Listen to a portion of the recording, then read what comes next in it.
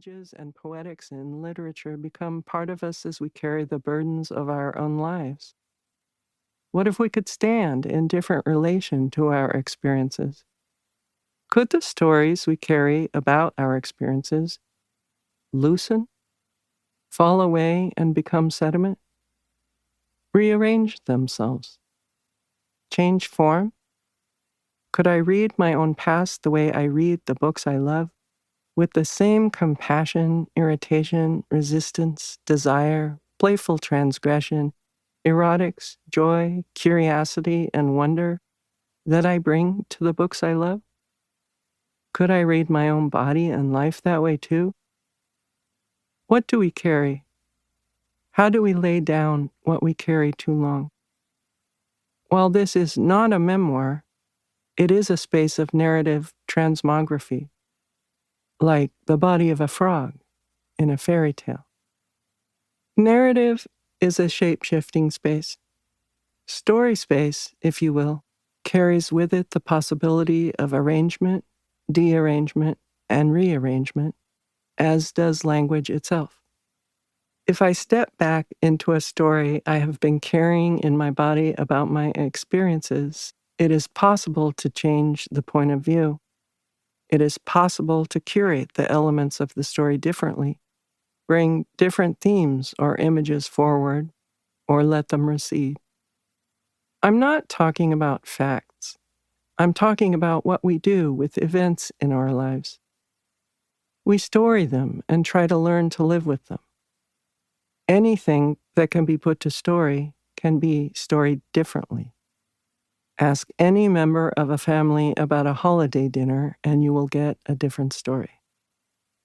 One of the greatest transmographical spaces we experience in life happens at the level of memory. Memories are conjurings. At the same time, memory is a mindfuck. It doesn't give a shit what you think about it. Memory slingshots you back and sideways. It interrupts time whether you like it or not, usually through your body. A sound, a smell, an image, and your body becomes a quivering wobble. Memory for me poses a kind of crisis in representation, where the desire to capture what really happened meets the desire to build a story that will help us get on with our lives, especially around difficult experiences, creating a kind of tension or schism.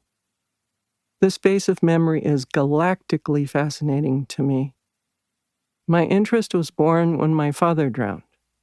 When I resuscitated my father after he drowned in the ocean, he lost his long-term memory.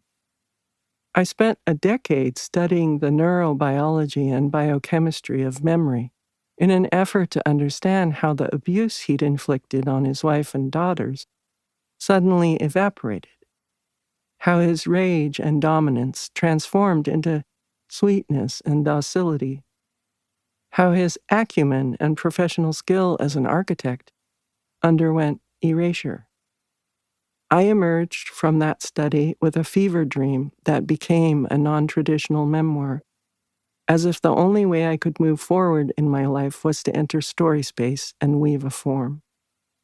I believe that memory inside the brain and memory as we experience it as a storytelling field carries within it tiny interstices or flashpoints where more than one meaning is available.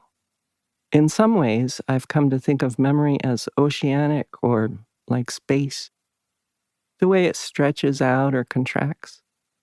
We enter into that fluid, vast space and locate moments that we use to create narratives that sustain us. We carry our memory pieces in our actual bodies. I often wonder what memory pieces we may be carrying from before we were born. The present is both mesmerizing to me and simultaneously unknowable. The present just doses you most of the time, leaving your mouth open while you try not to drop down on all fours and crawl around on the ground. The present can take your breath away. Who knows what we feel in the present tense? As Virginia Woolf put it, I can only note that the past is beautiful because one never realizes an emotion at the time.